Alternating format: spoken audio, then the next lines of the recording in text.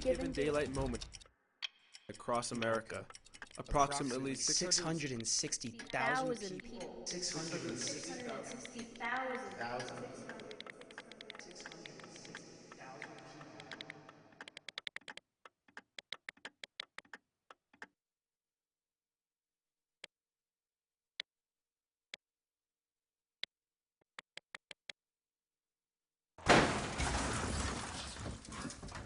Taking your eyes off the road for 2.5 seconds is enough to start getting you to lose control of your vehicle. Crashes happen in a matter of seconds. They can change people's lives. Your odds of having a motor vehicle accident are 3 times greater if you look for more than 2 seconds off the road. An average text message is about 4.6 seconds. It happened so fast, there wasn't really any time to panic.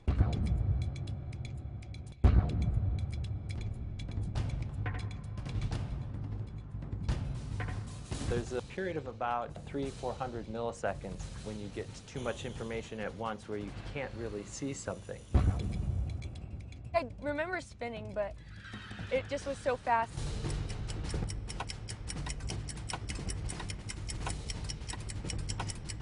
Being involved in a crash, avoiding a crash, steering to the right or to the left if you have to, pressing on your brake.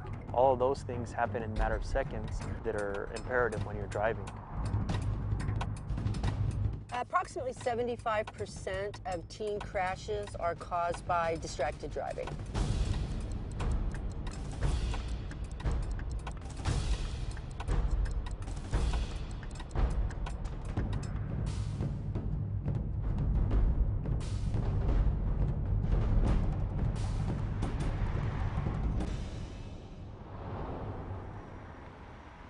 It's actually really interesting to look at how cars have evolved over the last 10 to 15 years.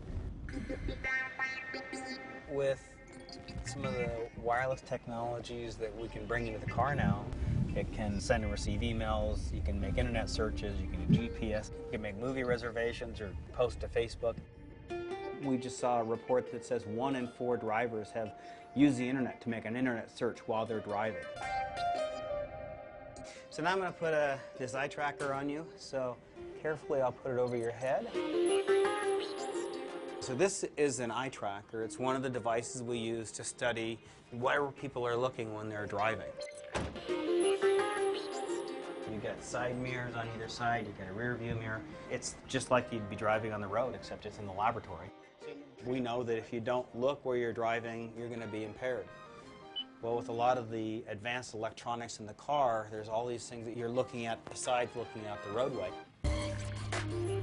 It's very precise. I look over to the side mirror and to then the rear view mirror, and then look straight out the windshield so you can see. Understanding where people look is an important part of understanding driver distraction. When we break down driver distraction, we think about eyes off the road, hands off the steering wheel, and just not paying attention to what you're looking at. Certainly talking on a cell phone is problematic. Talking on either a handheld or hands-free cell phone has the same kind of level of difficulty. It takes attention away from driving, and you just don't look as carefully as you normally would. You get kind of lulled into this sense of you can do it and other people can't. What's really interesting is you ask other people and they may say, I think I can do it fine. 50% of drivers say talking on the phone makes no difference to their driving performance. 60% of drivers under age 35 think it makes no difference. When we do our studies, we notice that people, their ability to be able to drive safely while they're interacting with a lot of these text-based, voice-based technologies in the vehicle is compromised. In a sense, distraction is kind of the new type of impairment. When studies have tried to compare drunk driving and using various kinds of technology in the car, in many cases that driver is at or more impaired than the same driver if they were intoxicated.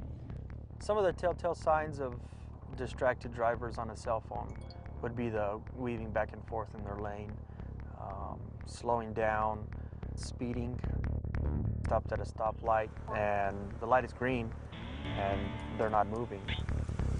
It's similar to what you see when you're observing a drunk driver.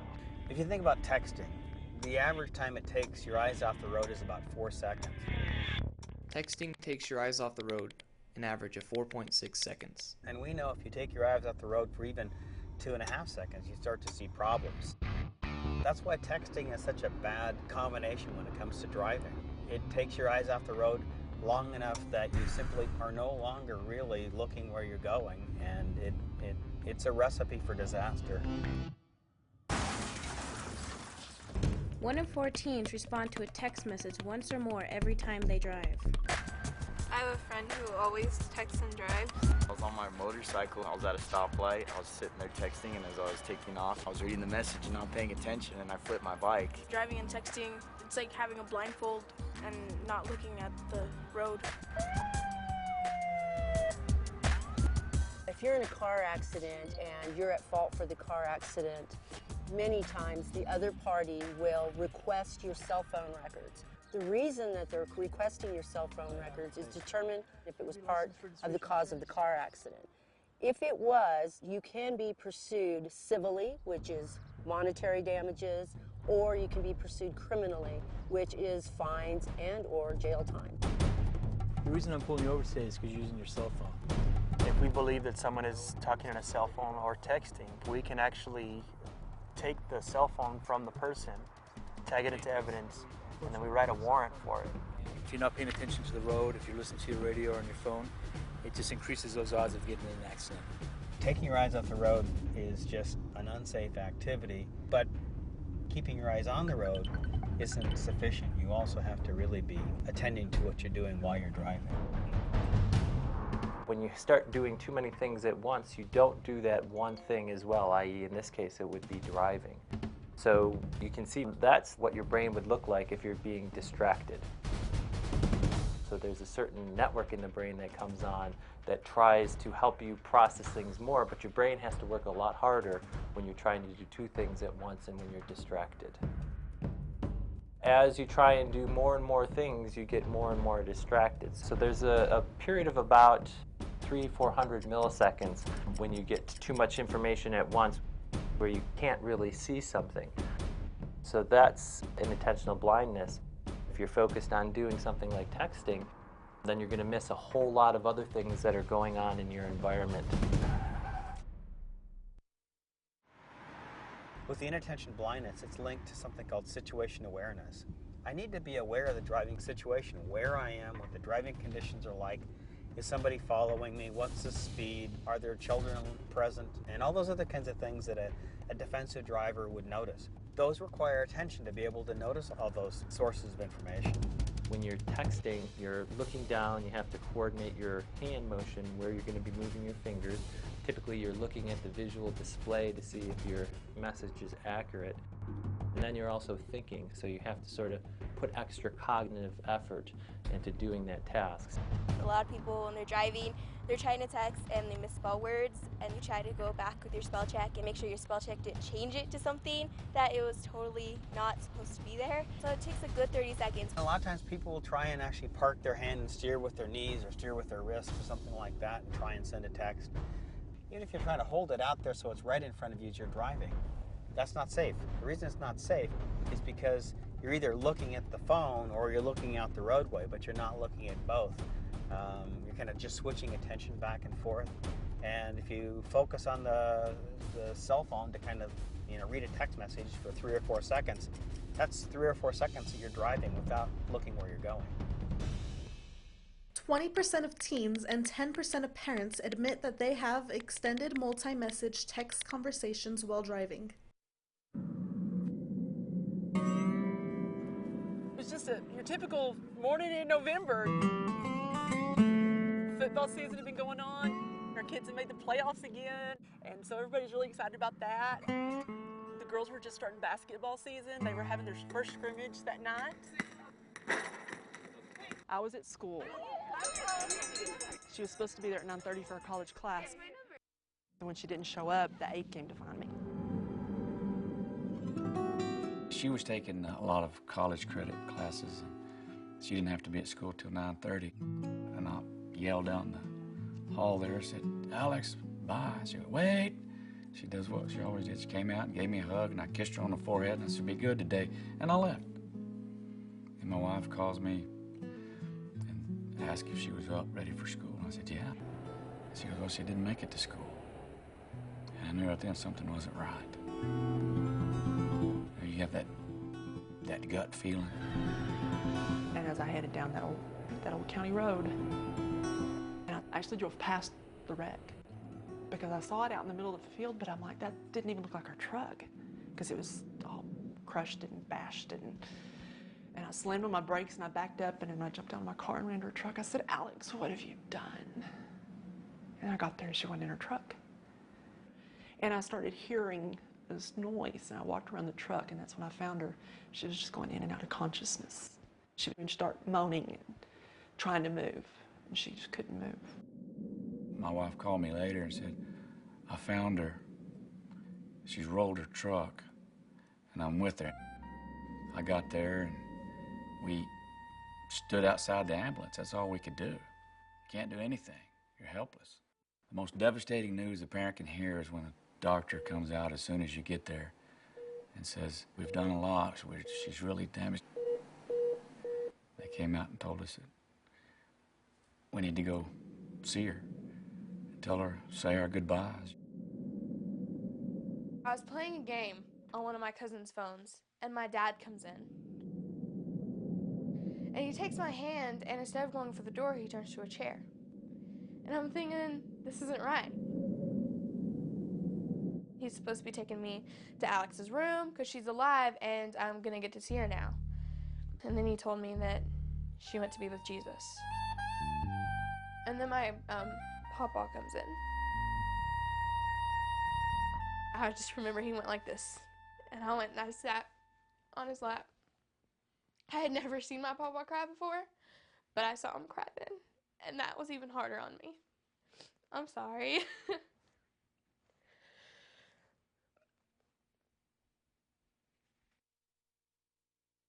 Those little things, not wearing a seatbelt, texting while you're driving, going down the road, parents told you not to go down, going too fast. That's the 4 things she decided to do. Those 4 little choices took her life.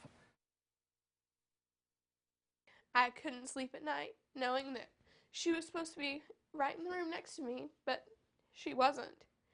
And that, that next morning we were supposed to be fighting over the bathroom mirror, but we would never be again. And that was really hard.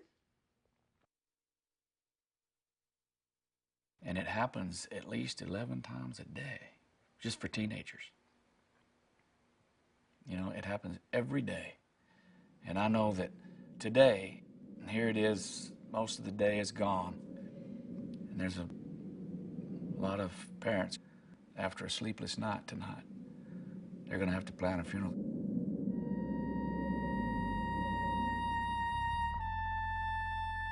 She was going at least 73 on the 60-mile-an-hour road. She was heading to school, and she had been texting 4 friends that morning on the way to school. And as she entered her last text message, she went off the road.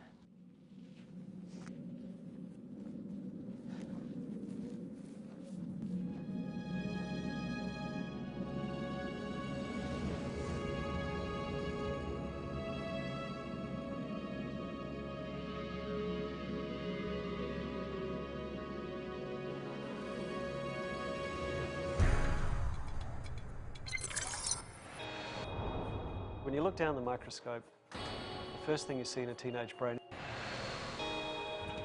there are lots of neurons and lots of connections.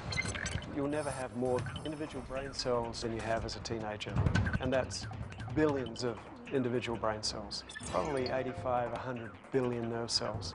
And the trick with learning complex skills like driving is that you have to get all of them to work together to do things properly together quickly.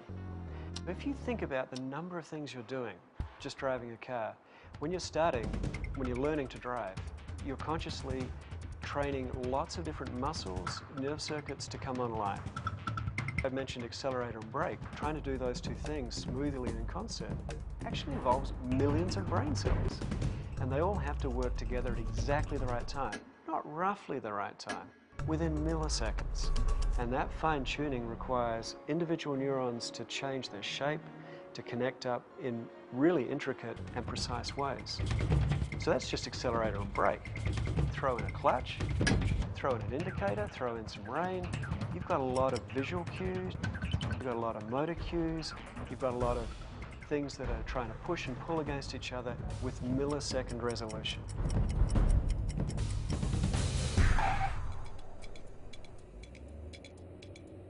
For a young adult, that process of speed along neurons isn't complete, isn't fast yet. And I think a really good analogy is thinking about streets, city streets. So if you want to get information around the brain, it's initially like using surface roads. You have little pathways, 35 miles an hour to travel between different regions of the brain to hook up all these connections. But then, like a city where one pathway might be used a lot and it'll be a very important pathway, the city or the state might decide to change it from 35 miles an hour and make it an interstate. The brain's doing that, and the adolescent brain is doing that, especially to parts of the brain that are involved in decision making and risk and reward and things that happen at the front of your brain. You need to get that control information back to other parts of these circuits that allow you to do these complex tasks.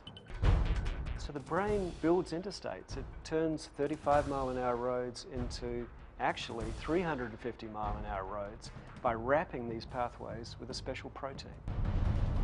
If you look inside the adolescent brain, that protein and those pathways get thick during adolescent years, right through into your 20s, actually, to connect these important parts of the brain together. And I think that's the most important difference when you're talking about quick decision-making and what the impact of distraction is, because it's all a numbers game, it's a timing game.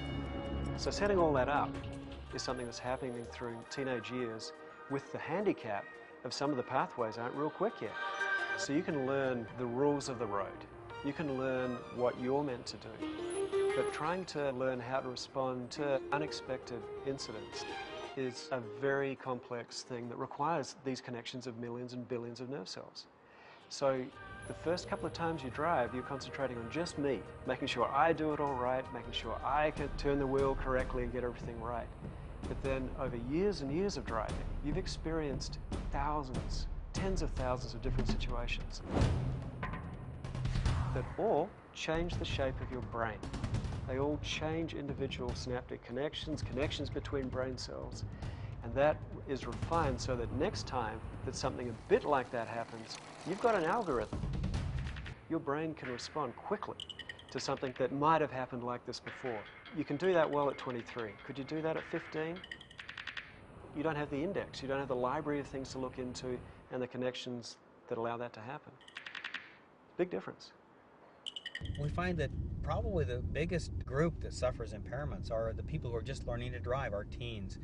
16, 17-year-old drivers who are the most vulnerable, they have the highest crash risk to begin with, and they're much more distractible and just haven't learned the routines for being a safe driver. One teenage passenger with a teen driver doubles the risk of a fatal crash. The risk is 5 times higher when 2 or more teens ride along. The brain is prioritizing all the time. And if you have to add more and more things to do, the brain is going to try and figure out which things to do first.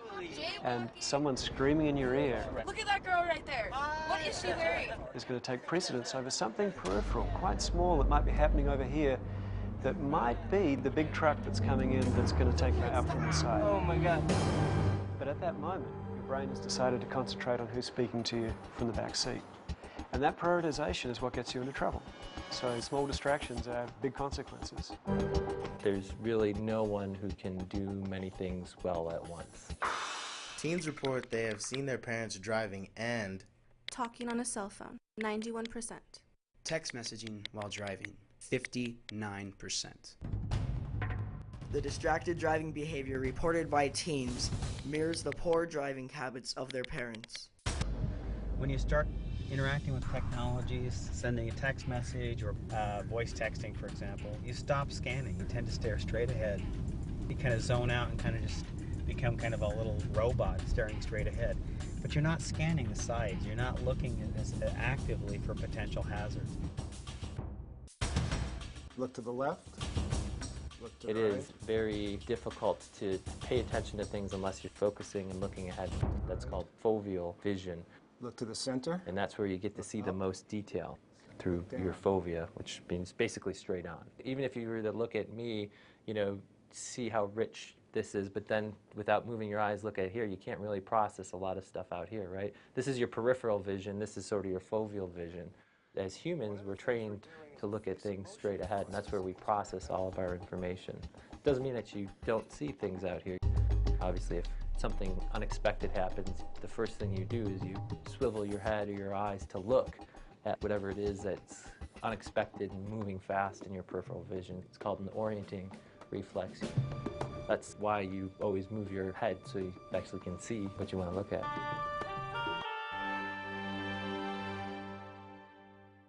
One out of every 8 motor vehicle accidents is due to sleepy driving. 35% of adolescents sleep less than 6.5 hours on school nights. Sleep studies have shown that adolescents need an average of 8.5 to 9.25 hours of sleep per night, and they need that until around age 22. So many adolescents are sleep deprived. In the school year, I don't really get a lot of sleep. I roughly get 6 hours. Average 4 to 6. I would have to like sleep during 6 get periods. tired real easy on these long If you're on the roads, freeway, especially at it's kind of going off the side of monotonous. the road, and then a you lot get of the those single car bumps that accidents you that love. are due to people falling asleep at the wheel. Our inattention is heightened when we are sleep deprived. If you are 19 hours sleep deprived, you have the cognitive function of somebody who is intoxicated. The overachievers are at risk, particularly if they don't sleep enough as a result of it. This was a Thursday. It was after school. We had been decorating since 4 o'clock, and I had left the school probably about 10:30, and I was so tired. It was a big prom. The individual who is a good student, who participates in sports and has a job, they're basically extending their wake time and compromising their sleep time, and they can have accidents. I was coming down the road, and I was driving a little 66 Bug, and whenever I hit that bump, it popped into neutral. So I looked down for a second to put it back into gear, and whenever I looked back up, I was going too far right. I was too tired to really think straight, so just jerked it left. If I hadn't looked down to put it back into gear or freaked out or been so tired, it probably wouldn't have ever happened, so. Sleep deprivation influences things like attention, the speed with which you make decisions. No matter what, they're not functioning as well as they think without sleep. Even your cell phone ringing in the car begins to impair your driving. You're thinking, who called? What should I do? In spending time thinking about that, you distract yourself. Every time I hear my phone ring, I always tend to look at my phone just to see who it's from. It can happen in a matter of seconds. To see who it's from. Hundreds of a second even. Or to see if it's a Facebook message. I could multitask. I just like to make sure I caught up on everything. When my phone rings and I'm driving, I usually answer. 68% of drivers 18 to 20 years old answer incoming calls while driving. You have to have a lot of impulse control to say no. Now isn't the time. My phone rings and I'm driving. I usually look down I pop out my phone to see who it is. The curiosity. Or what it is. I may put one knee up on the steering wheel. We want to know what it is. I want to know who it is, what they're saying. 60% of drivers 45 to 64 years old answer incoming calls while driving. It's just natural for our generation. 78% of drivers 25 to 34 years old answer incoming calls while driving. You really have to have a plan in advance and say, I'm not going to answer that phone if it rings. It's not hard to do if you've set up that kind of routine to begin with. You just say, the way I do business when I'm on the road is I'm simply not going to use the phone when I'm driving. And if that means putting it in your backpack or putting it in the glove box, or I know some people who have to even put the phone in their trunk because it's so distracting.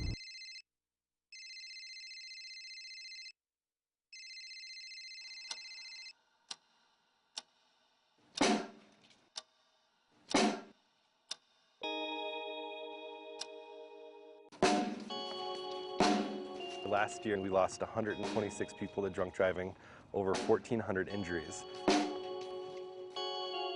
We were going to the grocery store right near our home. Suddenly, we were hit from behind and we were turned in a 180-degree circle. And went into a brick wall. I remember spinning, but it just was so fast. It was a terrible car accident. The guy who hit us, it was actually his second or third DWI. The weeks after the wreck, I was very timid to drive. I just was aware of everything on the road just to try to prevent something like that from happening again. Ironically, we were participating in New Mexico graduated licensing program, and she was completing her requirement of 50 hours. For the graduated driver's license, we had to go through an 18-month process. It allows teens to have plenty of on-road experience in a supervised setting, and then unsupervised experience, but not in the most risky driving situations possible. And each stage, there's also a provision making sure that the youth aren't drinking and driving. The permit is for 6 months, and after successful completion of the permit, then you move on to your provisional driver's license, which is a duration of 12 months. The whole program, basically, in essence, is 18 months to complete the graduated licensing program. Very worthy program.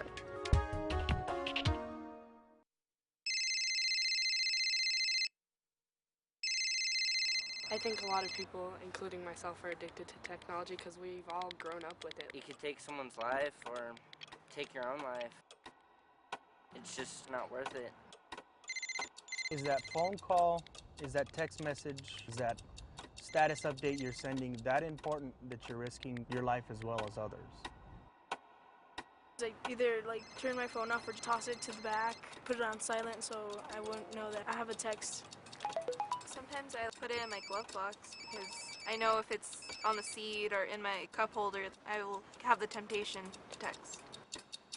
That's how you communicate with your friends, or you catch up on what's going on. At any Given daylight moment across America, approximately 660,000 people. 660,000